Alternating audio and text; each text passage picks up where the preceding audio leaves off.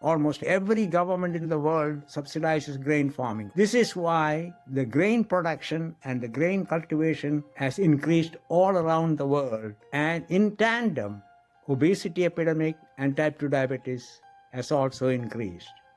So what we are doing is we spend $25 billion a year to promote grain production, and we spend 7 times that amount to treat the illnesses that come from excess intake of grains. This is A Joyful Rebellion, the podcast that explores that moment you realize the life and success you worked so hard to create didn't come with all the fulfillment you thought it would. I'm your host, James Walters, and I want you to be the author of your own story. Each week, I connect with people who inspire bold answers to the question, what do I do now to create a life I love? If you're ready to start answering that question for yourself, you're in the right place. So let's start a joyful rebellion.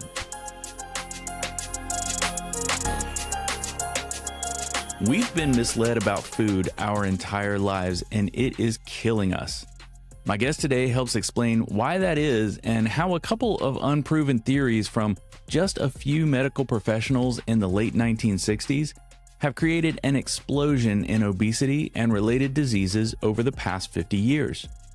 If you've listened to this podcast before, then you know a joyful rebellion is all about getting more life out of life. And it's hard to do that if your health is compromised. So I'm excited for you to hear this conversation with Dr. John Poothulil.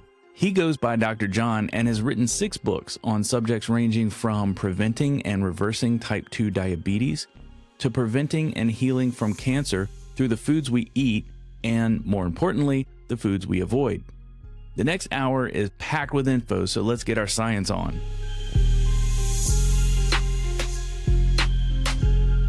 Dr. John, thank you so much for being here on A Joyful Rebellion. I'm excited to talk to you because when I was reading all of the things that you've done in your career and discoveries you've made after practicing medicine for quite a while, it sounds like you discovered some things that just didn't fit with the current narrative of what was making people sick or what led to certain diseases. That is a very excellent summary of what I have gone through. Okay. Thank you for understanding it and saying it. Well, thank you for sharing your experience. And I think a lot of people are going to get so much out of this because you started practicing medicine at a period in history where I've seen a lot of the videos, I've seen things, and when I saw you started practice in 1974 and you retired in 2008, is that right? Yes. And it was right there about the 70s when a lot of people say the obesity epidemic began. And from there on, we started seeing people with obesity in higher numbers, higher percentage of our population. And that's something that correlates directly with diabetes in a lot of ways. What did you start seeing from the time you started practicing medicine until the time you retired that made you change your mind about some of these diseases? At that time, the prevailing thought was that of Dr. Dean Ornish, that obesity and heart attack were related to intake of fat. And that came about because Senator McGovern was alarmed by 1 million Americans dying of heart attack or having heart attack the previous year. So he called an expert meeting, and the cardiologist who presented the data analyzed each plaque that blocked the coronary artery and found out that that was full of cholesterol. So he told Senator McGovern that his fat and cholesterol are the culprits. Okay. That started the movement of cutting down on the meat and fat. In order to offset, Dean Ornish suggested increase the carbohydrate part of the energy equation. Okay. So that's where cholesterol became the villain in this story. Exactly. It's one of those situations where correlation isn't always equal to causation. But exactly. They made it the cause instead of just, this is something we see that all of these people have in common. If they had thought of one simple thing, for example, Cholesterol is an animal product. No plant produces cholesterol. Okay. But every cell in the body needs cholesterol. We have 32 trillion cells in the body. Each cell needs cholesterol. By the way, do you know what cholesterol is used for? I don't. Cholesterol is just an insulator. Oh, okay. Each cell is an independent living unit, and that has to be protected with a wall. Okay. That wall is made with cholesterol and fatty acid, and it prevents entry of water because the enzymes inside can be destroyed by water. Oh. So if you don't have cholesterol in your skin on a hot day, you will get dehydrated. You will just wither away if you go outside. Okay, yeah. On a cold day, you will get frostbitten because you will lose heat. Every day, our body replaces 300 billion cells. That's a lot. So we need cholesterol. And the important thing is, if Senator McGovern had thought about, where do vegetarians get cholesterol from?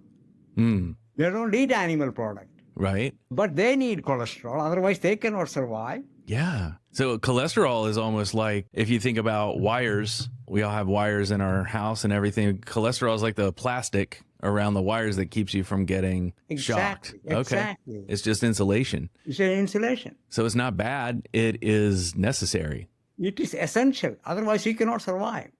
Okay. So vegetarians need cholesterol. 75% of the cholesterol in the body comes from your own liver.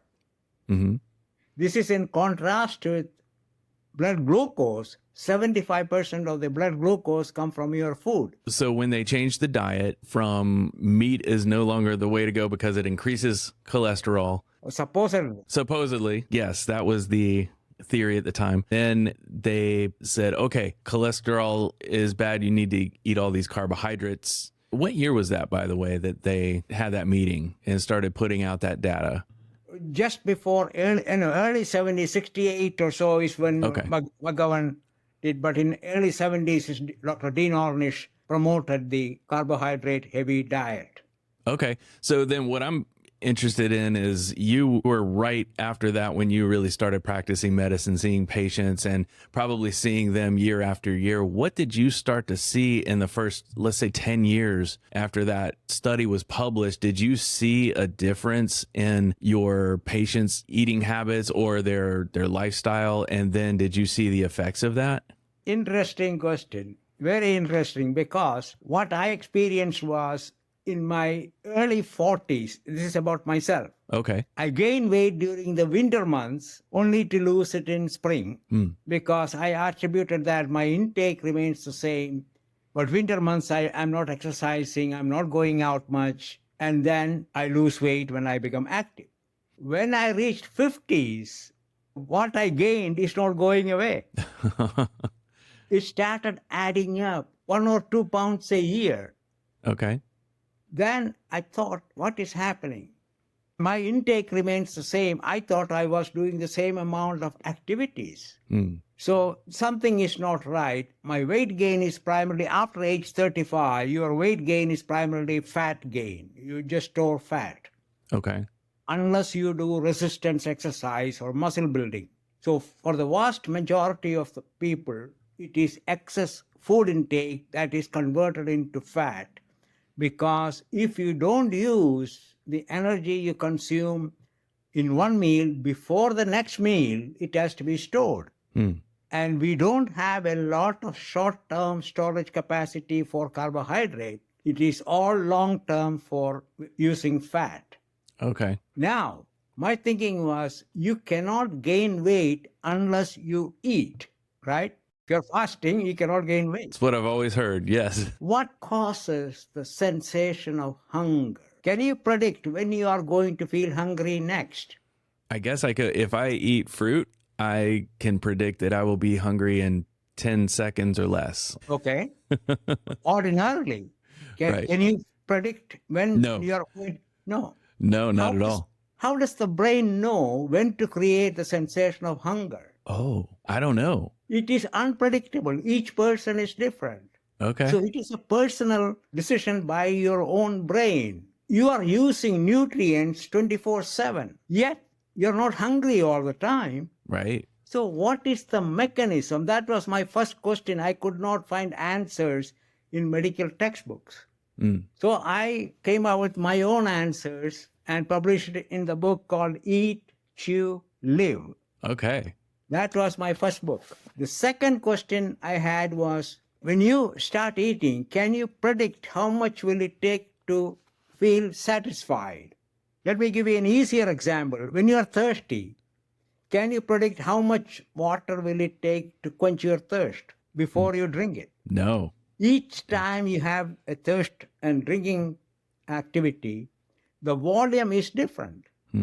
By the time you finish drinking, the water is still in your stomach. It has not been absorbed yet. How does the brain know you had enough? Is there a switch in the stomach where it's like, okay, this is a certain capacity, or is it just completely hit or miss? If it is a switch in the stomach, you should have the same volume each time before the switch is flipped. Oh, that's true. So that's the second. The third question, again, there was no answer in medical textbooks. Okay.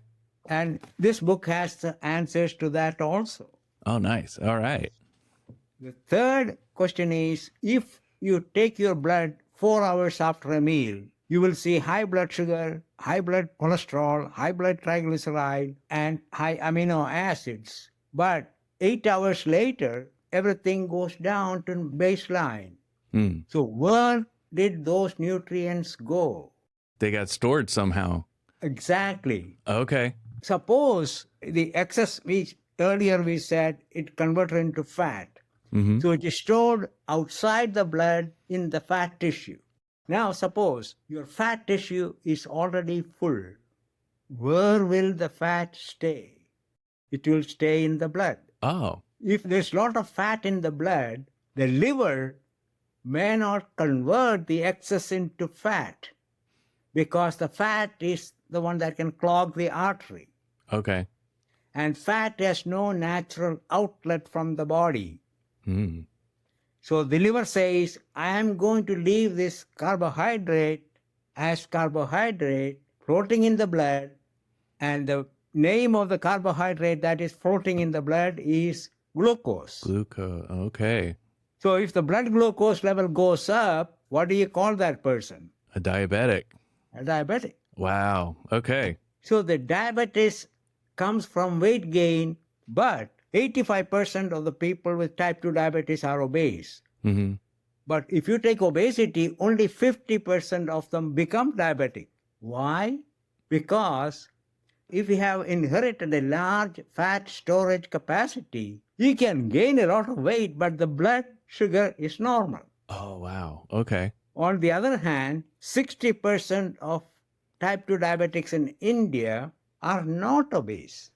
Why? Because for generations we have lean physique, small fat storage capacity. If you get that filled up, you become a diabetic. Wow. I never thought about it or heard it explained that way. And that's fascinating. It sounds like each individual, their body has a maximum of fat that their body is willing to store, or their liver is willing to help them store all of these unused nutrients. And then once it reaches that capacity, then it just lets things flow around in the blood that are not healthy for them. You hit it right on the head. I call that your authentic weight. Each person has an authentic weight. If you fill that up, you are in trouble. Okay. You cannot go by a weight table or a BMI chart. It is your own. And that's a mixture of not only your environment, but also what you got from your parents and their parents and just your genetic makeup. Right. Yes. Okay. Excellent example is a young lady with no family history of diabetes, no previous history of diabetes, becoming diabetic during her gestation. Yeah. By end of 8 weeks of pregnancy, she is diagnosed with gestational diabetes. But a few days after delivery, her diabetes goes away. How does that happen? How does that happen? If you ask the obstetricians, they have no clue. They will say, oh, the lady became insulin resistant. Right. Why should your body become resistant to one of 50 natural hormones in the body? What is the reason? There has to be a reason. Nobody knows why you become resistant to insulin. Ask any doctor. Ask any endocrinologist to explain to you why.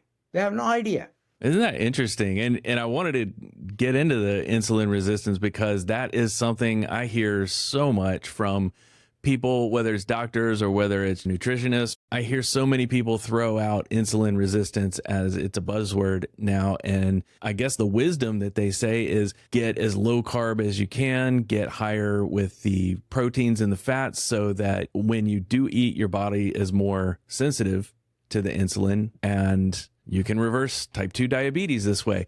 And it sounds like you looked at all of that data and said, nah, there's something a little bit off with that being the conventional wisdom. What did you learn? Well, it's a very interesting question because that is where everybody should start, asking the doctors to explain why suddenly my body becomes resistant to insulin. Right. Shall I take you through the history? Oh, I'd love that. That sounds great.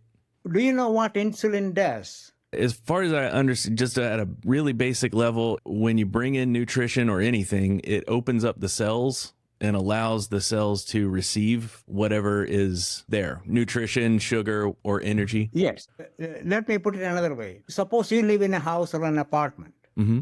How do you know there is somebody outside your door? Oh, they would knock or ring the doorbell? Exactly. Okay. Every cell in the body can use glucose for energy, but there is no doorbell for the glucose to ring. Oh. That is the job of insulin. Okay. When blood glucose level goes up, pancreas releases insulin. Insulin goes with glucose to every cell in the body and ring the doorbell and say, okay, glucose is outside. Ah, all right. Once that message is received by the nucleus or the control center of the cell has to decide, do we need more glucose? Because you see, each cell is a hybrid engine. It can produce energy from glucose or fatty acid. So if there is enough energy production, it will not send a transport module to the cell wall, open up the door, load up glucose, and bring the glucose in. Okay. So if you ring the doorbell and the module is not coming, the endocrinologist will say, oh, that cell is resistant to insulin. What they don't clarify is, but the cell is still functioning. Right. It just didn't need any more that day. Exactly. So then then they put the label insulin resistant on it. Suppose you just had a big meal, but I bring in your favorite food, you refuse to eat. Can I say you are resisting feeding? I've been there before where that was so delicious I wanted another, but I can't. You are resisting feeding. That is the idea. Okay. And now they want to force you. If you are resistant to an antibiotic, will the doctor give you the same antibiotic? No, they'll switch it up. But what does the doctors do here? What do they do? I don't know what they do for type 2. I know what they do for type 1, which is very different. In type 1, I'm glad you introduced that, the body does not produce insulin. So they need insulin. The cells will starve otherwise. The glucose will be outside, but the cell doesn't know there is glucose outside. It happens usually in childhood. Those children used to die by age 10. Okay. Exactly 100 years ago, insulin was discovered by two doctors in Canada, and the administration of insulin made these children live normal life. And the doctor who treated the maximum number of children with type 1 diabetes was Dr. Elliot Jocelyn of Boston. Have you heard of the Jocelyn Clinic in Boston? I've heard the name, yes. That clinic is named after him. He treated the maximum number of type 1 diabetic children.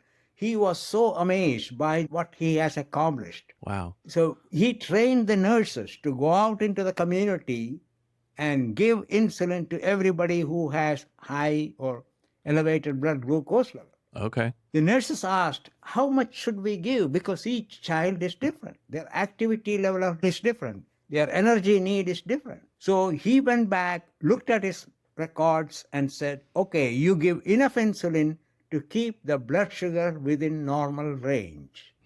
That is where the A1C significance, you can keep A1C below 7.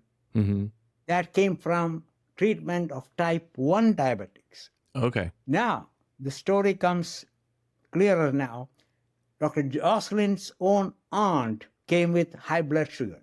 Remember, at that time, there was only one diabetes. Okay. And is diagnosed with one test, elevated blood sugar. This is similar to diagnosing pneumonia because you have high fever. Oh, wow. Okay. Yeah. Only one simple test, nothing else. Have you ever heard of a test to measure insulin resistance? No. There's no such thing. Oh, okay. Yeah. How do you know your blood sugar elevation is because of insulin resistance? There is no test for it. But Dr. Jocelyn at that time didn't think like that because he knew only type 1 diabetics. In his mind, if your blood sugar is high, it's because there is not enough insulin. He injected his aunt with insulin, and sure enough, her blood sugar went down. Oh. That was the confirmation he needed.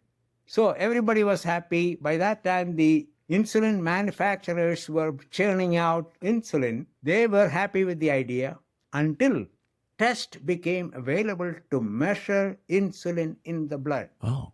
Then the endocrinologist had the shock of their life because adults at the time of diagnosis of type 2 diabetes had normal or even higher than normal levels of insulin in the blood. Now what do you do? Right. They've already got it there and they didn't think they had it at all. And I guess they didn't answer the question yet. Well, how did these adults all of a sudden need the insulin where it was usually children before, right? What they did was to change the terminology, non-insulin dependent diabetes. But they could not justify giving insulin. And if he cannot justify giving insulin, this is a completely different disease. In order to get reimbursement from Medicare or insurance, you need a CPT code. In order to get a CPT code, you have to establish this is a new disease. Okay. So they found a short way out of it, a way to go around it. They call the children's diabetes type 1 as type 1, Okay. or juvenile diabetes as type 1. And they piggybacked this onto the type 1, saying this is type 2. It's still diabetes. Okay. So the people who give CPT codes could not challenge anything. It's the same disease, but occurring in adults. So that avoided having to establish this as an independent illness. Okay. So then they have to explain why do they have high insulin and high blood glucose level at the same time. And they were looking for different clues. Is it bad insulin molecule? Is it the receptor? The doorbell is not ringing? Or is the nucleus at the problem? They could not find an answer. Then something funny happened. That is, a doctor in Vienna read an article about penicillin-resistant antibacteria. For the first time, research was published. And Dr. William Falter in Vienna thought, perhaps this is what is happening in people with type 2 diabetes. Their body is not responding to insulin, and not responding morphed into resistant. Okay. If you are not responding, it is passive. But if you are resisting, we have to fight it. That makes sense. So they changed the terminology, the tone, and ordinarily, before it is accepted, any scientific hypothesis, you have to go through a validation process. The validation process has 3 steps. 1, it should be logical. 2nd, you have to show a mechanism.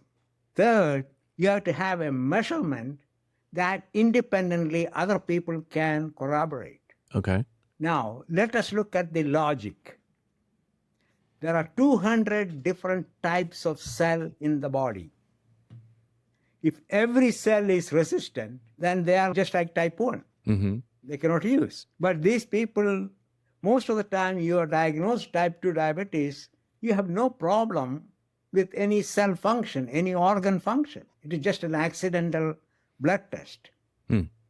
So how do you explain that? Blood sugar is high, the body is working. So based on the laboratory findings, they came up with only 3 cells out of 200 different types of cells in the body, 3 becoming resistant to insulin. Muscles, fat, and liver. Okay. Why they picked these cells, nobody has any clue. But the muscles are functioning normal. Liver cells are functioning normal. Fat cells are still storing fat, but that did not stop them from saying these are the culprits. Another case of that correlation being pointed to as the causation for the issue. They just interpreted those that way. That is just based on interpretation. And they were supported by pharmaceutical companies. They were supported by glucose measurement gadget manufacturers. And of course, the endocrinologists knew a good thing when they saw it, because there are increasing number of adults becoming diabetic. Right. You talk about in a lot of your work, and you've written 6 books now. And what we just talked about is presented in this book, Diabetes, the Real Cause okay. and the Right Cure. All right. All I'm saying in this book is, if you do not put in your mouth a food that can be absorbed into the body as glucose, your blood sugar cannot go up. Now, what happened in the meantime is, before the obesity epidemic started, first we had the agricultural revolution. Then came the farm subsidy, where the federal government is spending $25 billion each year to farmers to produce mostly what? Oh, wheat and corn. Grain. Grains, yes. Yeah. Grains. You know what? Grains were never meant for humans. Otherwise, we would have had beaks to pick them up and the ability to digest the chaff. We don't. But grain farming was the easiest way to put food on the table. So the government subsidized grain farming. By the way, every government in the world subsidizes grain farming, almost every government. This is why the grain production and the grain cultivation has increased all around the world. And in tandem, obesity epidemic and type 2 diabetes has also increased. Soon after the grain revolution, we had the industrial revolution, where milling and refining became very efficient. Almost every pre-prepared foods now contain grains. 100 years ago, the percentage of food energy a person consumed on a daily basis from complex carbohydrate was less than 35% of daily total energy intake. Now, in the developed countries, it is 50%, but developing countries, it is 70%. Oh, wow. Because it's inexpensive. Exactly. Right. So what we are doing is, we spend $25 billion a year to promote grain production, and we spend 7 times that amount to treat the illnesses that come from excess intake of grains. Whoa, that puts the exclamation point on the end of so much of what we're hearing now. We're spending almost $1 billion a day to treat obesity, type 2 diabetes, cancer, and the next is going to be dementia and Alzheimer's. They're all correlated. They're all correlated. Okay, I've heard that, but it sounds like you've found a pretty straight line from one to the other. If you want to save Medicare, for example, if the Medicare expense goes up, we all pay in taxes. Everybody is involved. Everybody is affected. Even if you don't have diabetes or obesity, you are paying. If you want to solve the Medicare crisis and put it into solvency, all you have to do is to control type 2 diabetes and its complications. In order to do that, all you have to do is to cut down the amount of complex carbohydrate energy you take every day to 1/2 of what you are doing now. That's all you have to do. Very simple lifestyle change. Wow. And you talk about lifestyle diseases. I'm guessing this is one of those lifestyle diseases where it is really what you put in your mouth. It's not necessarily dependent totally on your heredity or hereditary issues. It's what you do right now, how you live your life every day.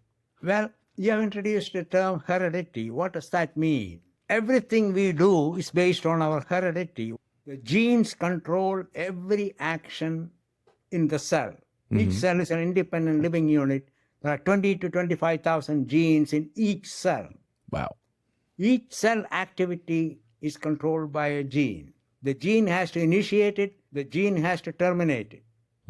So all we have, the color of our skin, the color of our hair, Everything is genetic. It is interesting that some people get bothered by a certain type of color. Let us take black, for example. Hmm. It bothers them. Now, the same person, if he wants a heart transplant or a blood transfusion or a kidney transplant, will they ask for what color it is? No.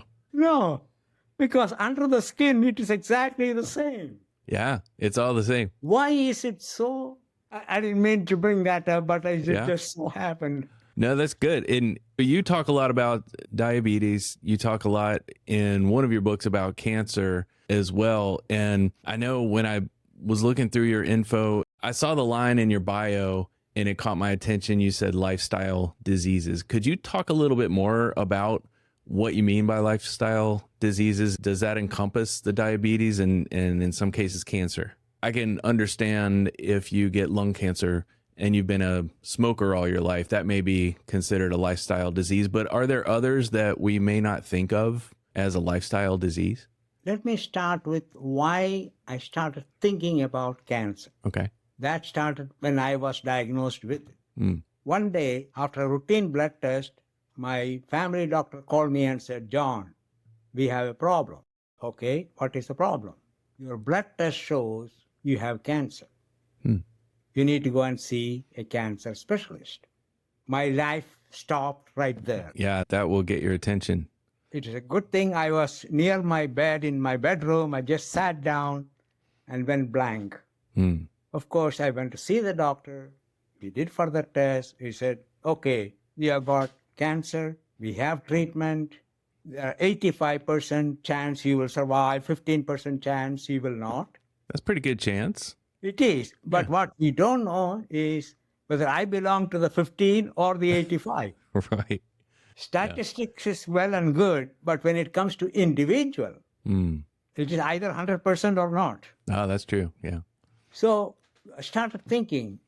So I asked the doctor, why did I get cancer? The doctor said, okay, go to the American Cancer Society website. What can I do to prevent it or stop it?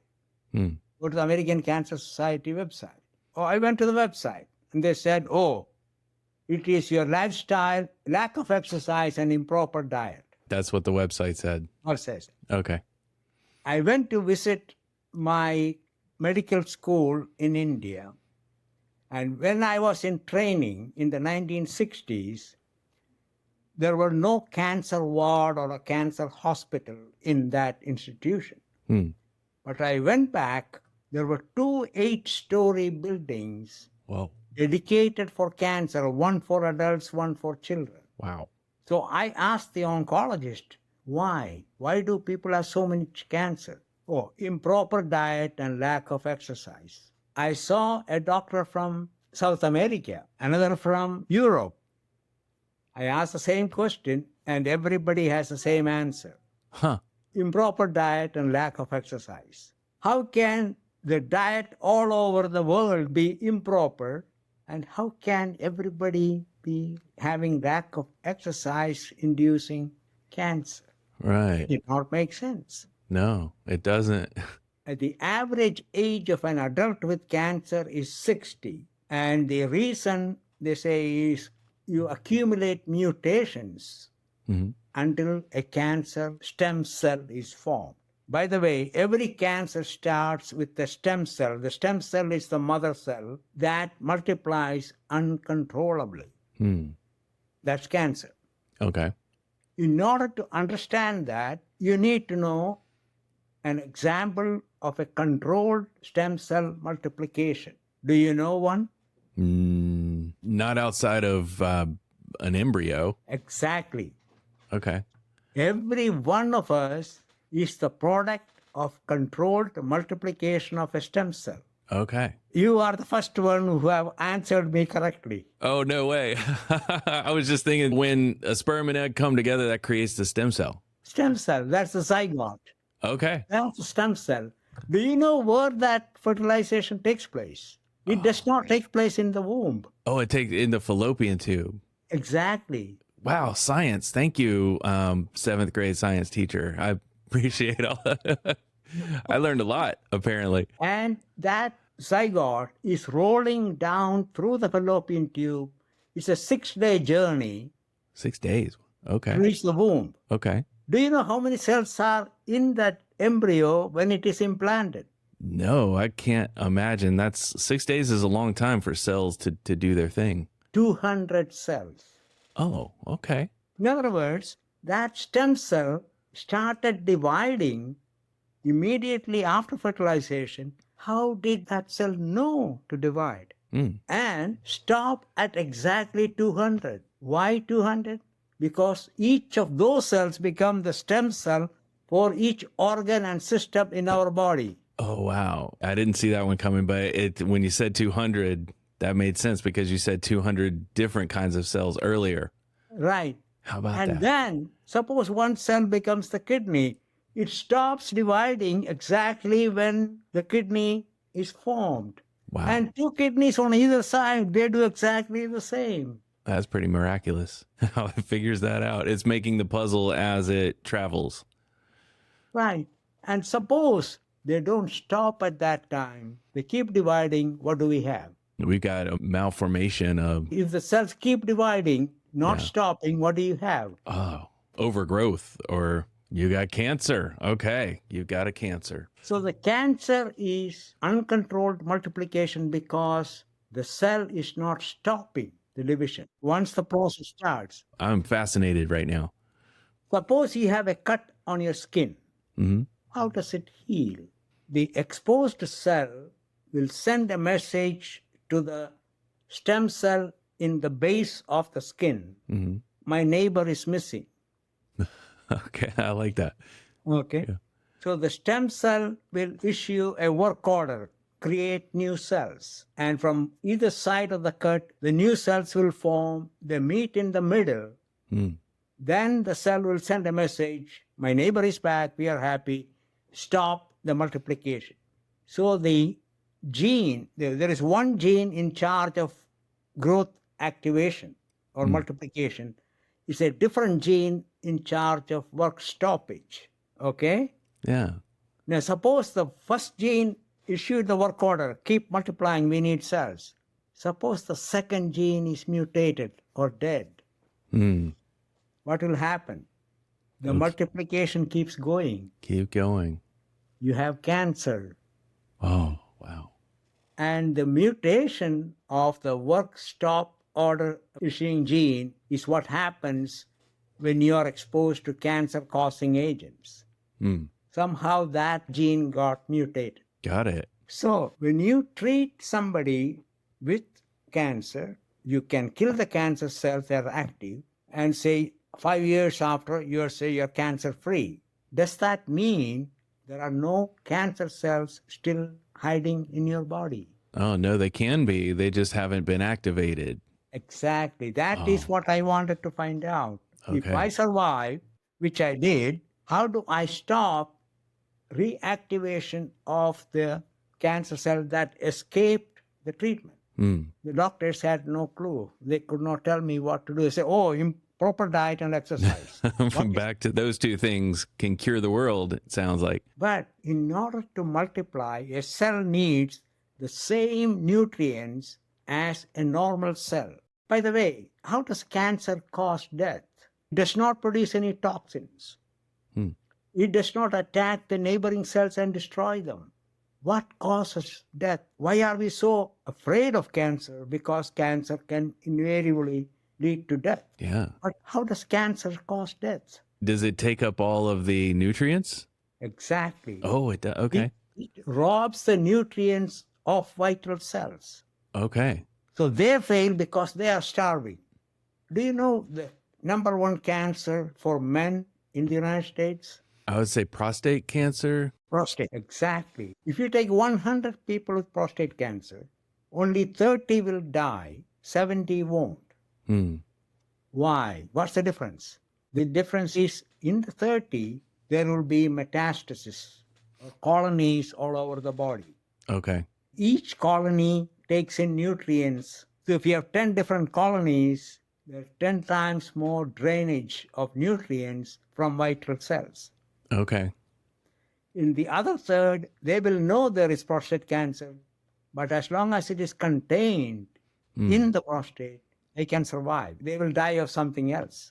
I've heard that a lot of the males on my side of the family have had prostate cancer, and their doctor said it's either something you die of or something you die with if you reach a certain age. Right. And 30% won't even know they had cancer until they die of something else.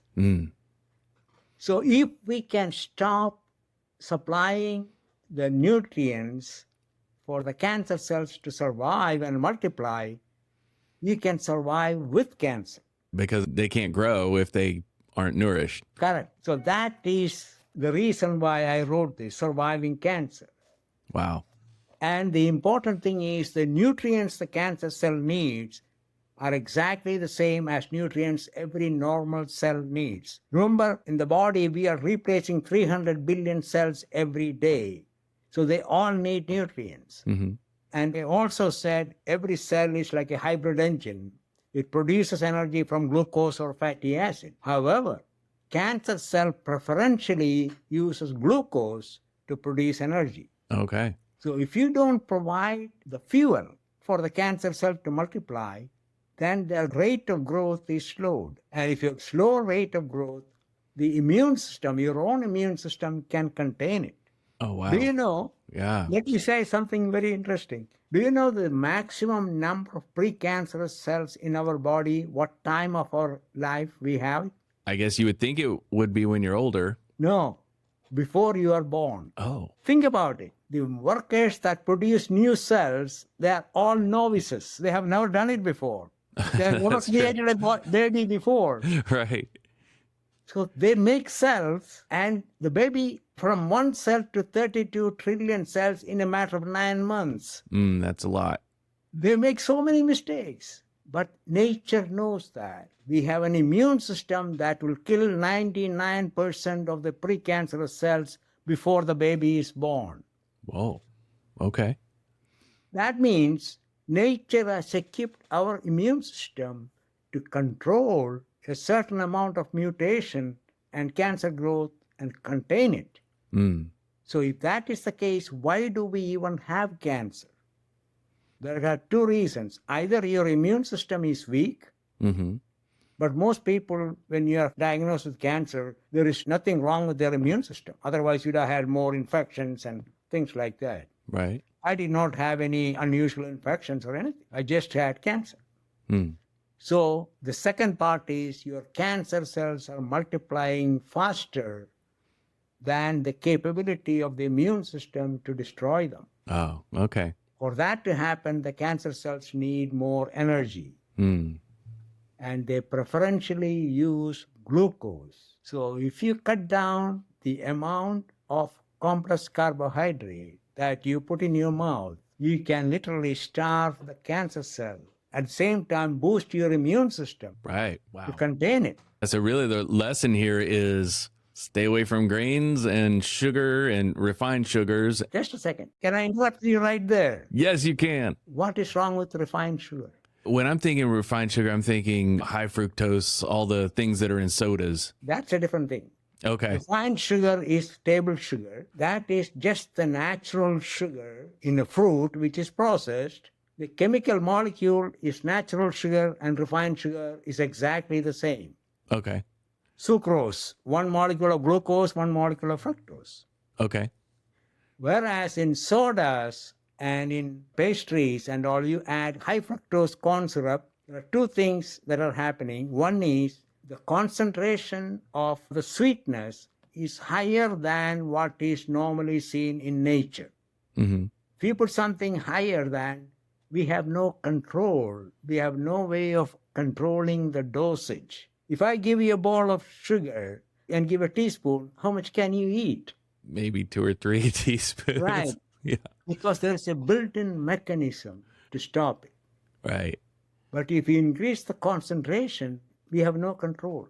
So the total energy intake and the intensity of sweetness is the culprit, not the refined sugar. Okay. That is just a word association. Blood sugar is glucose and the table sugar, but both have the name sugar. So The table sugar gets the blame because of word association. Okay. The first thing every diabetic does is stop taking table sugar. Does that make any difference to their diabetes? Doesn't sound like it would. Absolutely nothing. Okay. But it helps the companies to sell. Sugar-free things. Yeah. The funny thing is, I saw one time one lady drinking Diet Coke and popping in M&M, take one sip, and you get, oh, this cake is not sweet, so you can eat more. Oh my gosh. So table sugar is okay. And like a lot of what I've heard, fruit is fine with the sugar that's included. And that's a natural type of sugar. But when it comes to the grains, it sounds like it's a good idea to cut way back on those. Exactly. Each molecule of grain can have up to 200,000 molecules of glucose. Wow. One molecule of grain, complex carbohydrate, because it is just layered and compressed. That is why if you boil rice, it swells up, absorbing water. When it is digested, you're overloading your bloodstream with glucose. Okay. If you take 1 tablespoon of sugar, 1 tablespoon of mashed potato, which one will elevate your blood glucose faster? Faster. I don't know. Mashed potato. Oh, wow. Because mashed potato is simply molecules of glucose. Okay. Whereas natural sugar is half glucose and half fructose. The glucose is absorbed very fast, but the fructose lags behind. So in the table sugar, it's almost like it's balanced out, so it doesn't go as quickly as like a rice or a mashed potato with just the glucose. Like the glucose goes straight into the bloodstream. Okay. Exactly. And if the liver doesn't have any more fat that it can store, then the glucose just keeps hanging out. And next thing you know, you've got type 2 diabetes. Okay. So what I did was control the intake of complex carbohydrates so that I can starve the remaining cancer cells in my body. Just keep them there. We are happy to live together. As long as I don't feed it, they won't bother me. Okay. So that is what I have done the last 10 plus years. You're not only not feeding the cancer cells, but you're feeding the rest of your cells and the ones that boost your immune system. You're feeding those the things it likes with all the nutrients and eating nutrient-dense food, not just eating foods that aren't grains. That's a very interesting point because human body needs 100 different nutrients to be healthy. And you cannot get that from one food group or one meal. That is why the body creates hunger sensation multiple times of the day. Overall, I tell people, eat 3 different vegetables, 3 different fruits, 3 different nuts every day. Just for that variety. It gives us all the variety because you need to get 100 different nutrients, and that's the best way to get them all. You don't need a whole lot of quantity. The variety is critical. The variety and the consistency, it sounds like. And the number one problem of obesity in this country or every country is how we eat. It may sound very silly, but at the top of my first book, there's a banner line, how you eat is more important than what you eat. Okay. The best way to understand that is look at a toddler, 2 to 6 years of age. See how they eat. You will observe 3 things. 1, they will eat only when they are hungry. Not because, oh, today's somebody's birthday, there is food available. Maybe we are celebrating. Oh, we have an anniversary.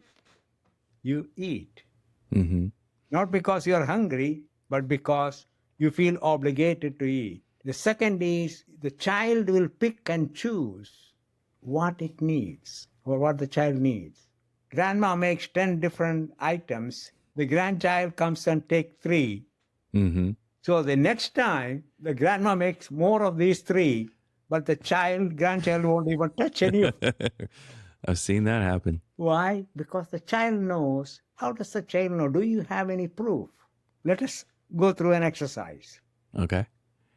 Suppose we go for lunch. There's a Chinese buffet, 100 items. How many will you choose? Probably about 4 or 5. Based on what? I think based on what I'm hungry for at the time or what I think will taste good at the time. Gentlemen, you have had previous experience with those 5. Okay. Yes. and you sit down and enjoy them. Hmm. Okay? Suppose we go back to the same buffet for dinner. This is lunch. Will you take exactly the same 5? No. Why not? You enjoy them for lunch. There might be one common thing in there, but probably the other 4 would be different.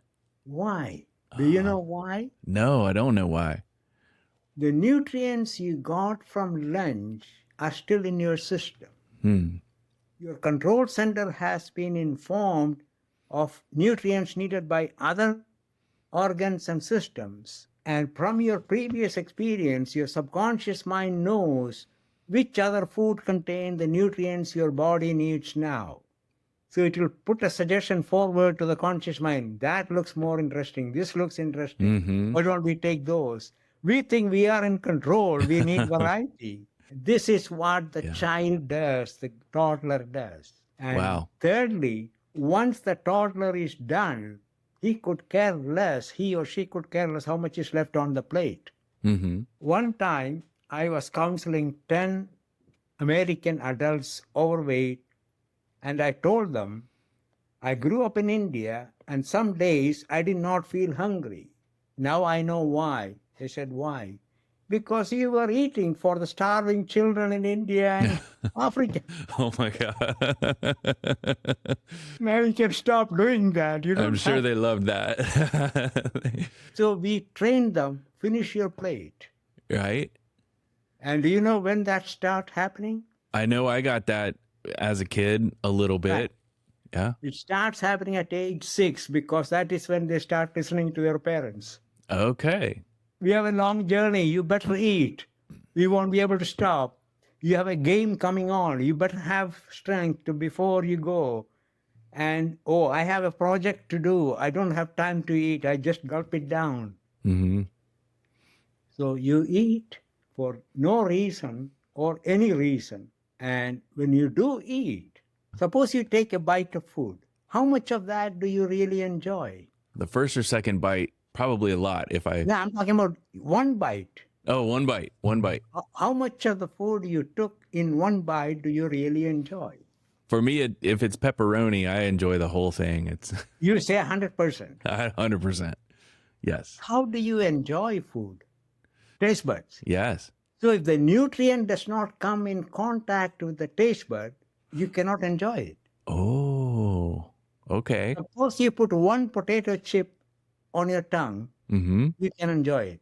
Yes. Suppose I stack up 10, one on top of the other, how much do you enjoy? The 10th one is a lot less because I guess your senses are dulled. Not only that, it does not come in contact with your taste bud. Only the bottom one is in contact. Okay. Suppose you go to a grocery store checkout.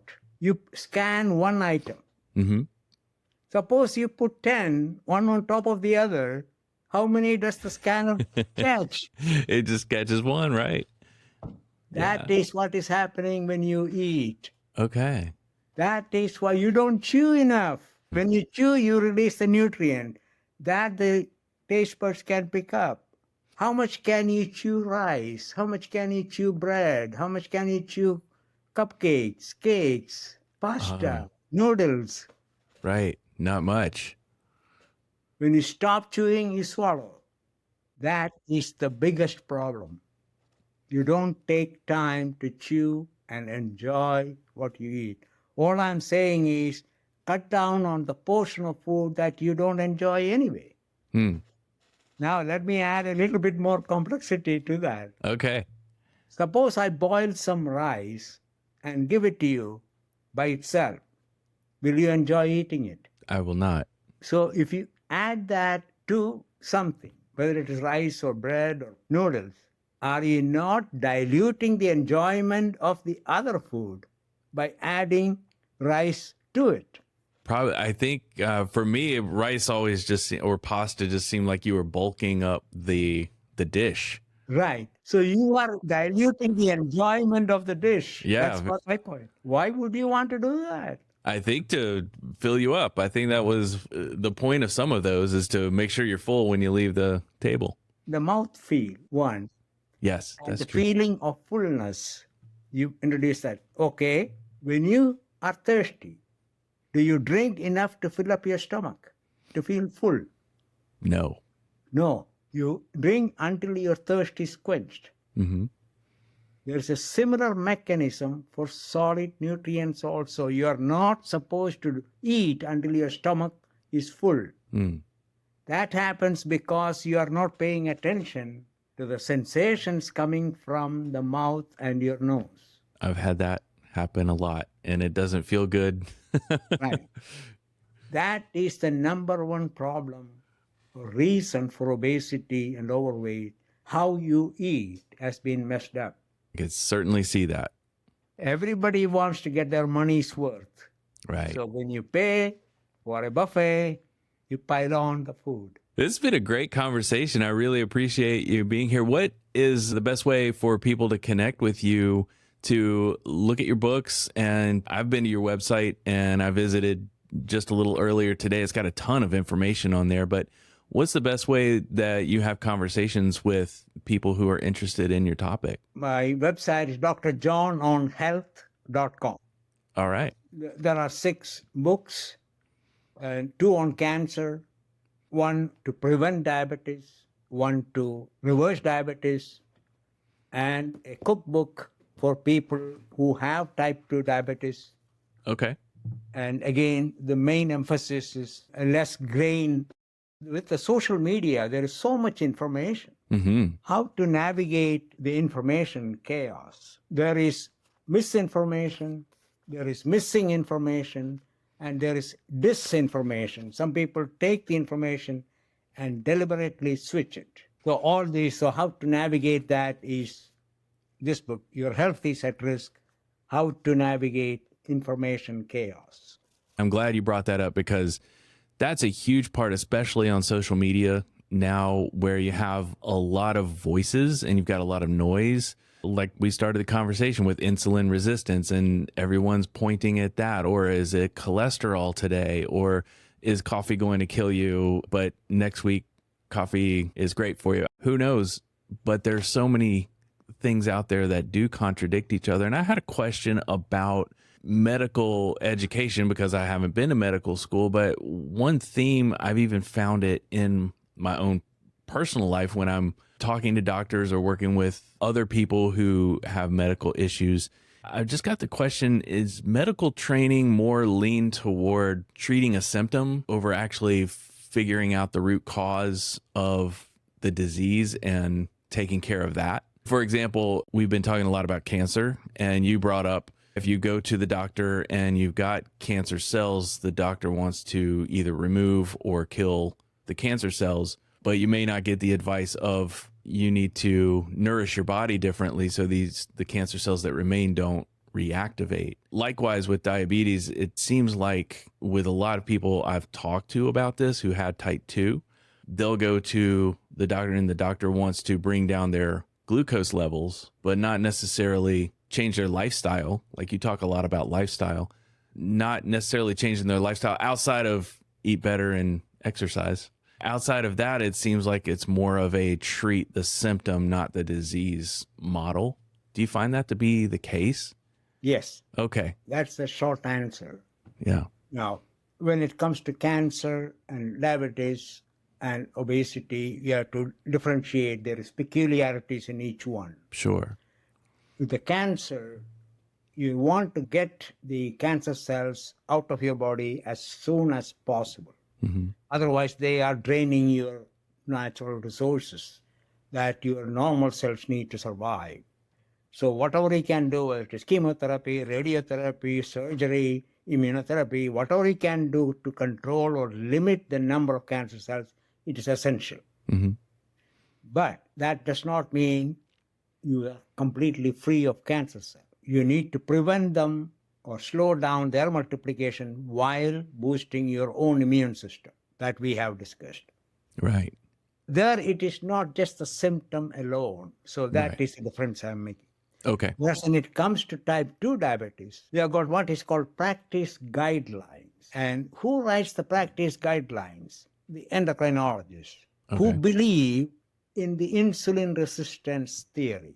And naturally, their guidelines are based on what they believe in And they believe in the blood sugar level as in type 1 diabetics. So they just take the type 1 diabetes practice guideline and apply that to type 2, even though it's a completely different disease. In type 1, blood sugar elevation is because of underutilization of glucose due to non-availability of insulin, whereas type 2 is oversupply of glucose. It's a completely different disease. Right. But they want to make the same treatment and say, okay, go with the number. The doctors are rewarded by keeping the A1C below 7 for their patients.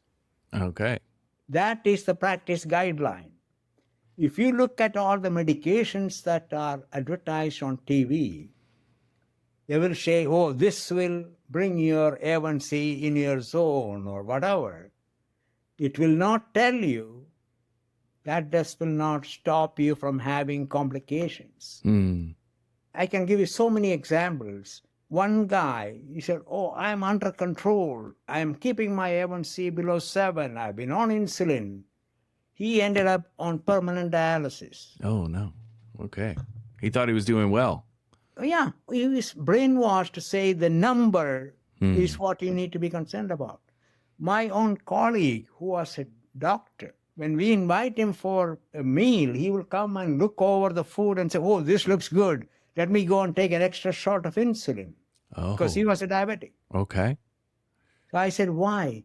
Oh, tomorrow I will have normal insulin level. I can eat more. He had a massive heart attack on his way to visit his children.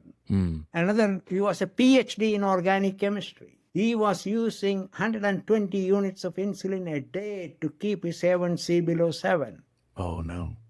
He had amputations of his toes. He had 2 different cancers, and he passed away. These are very well-educated people. They are brainwashed to believe in a number. So what do we do? And that goes back to the cholesterol topic that we started out talking about. That's a number people try to keep under a certain level, and it may or may not help their overall health situation. Right. So you cannot just look at one number because human body has so many interactions. I'm glad you brought up the cholesterol. You heard the term good cholesterol and bad cholesterol. Right? Yes. HDL is called good cholesterol. What is your understanding of what good does HDL do? Based on what we talked about before, the good would insulate cells and help keep everything working in each individual cell. But I'm not sure what the other one would do.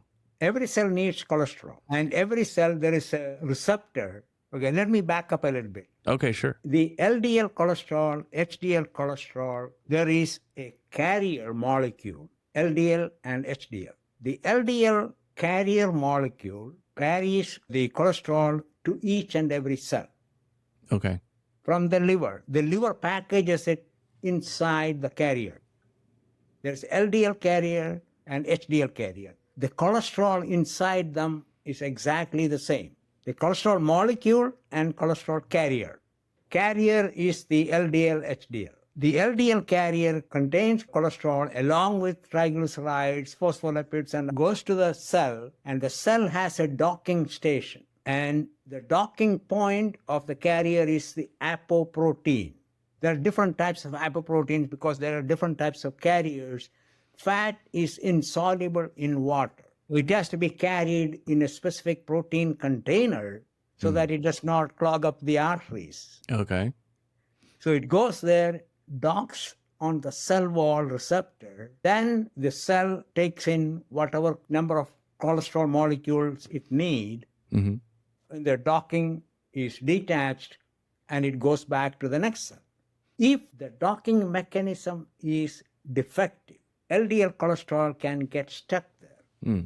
It cannot detach. And when that happens, the monocyte or the scavenger cell traveling in the bloodstream will come and ingest or eat up the stuck cholesterol and then move on.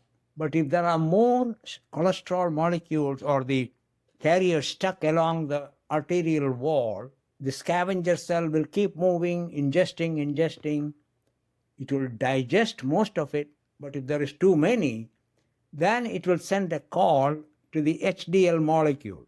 Okay. The HDL will come, dock onto the scavenger cell, then accept cholesterol from the scavenger into the HDL to take it back to the liver. Oh, wow. Okay. Okay? So that is all what HDL does. It's just a carrier returning unused. Returning the unused cargo. Right.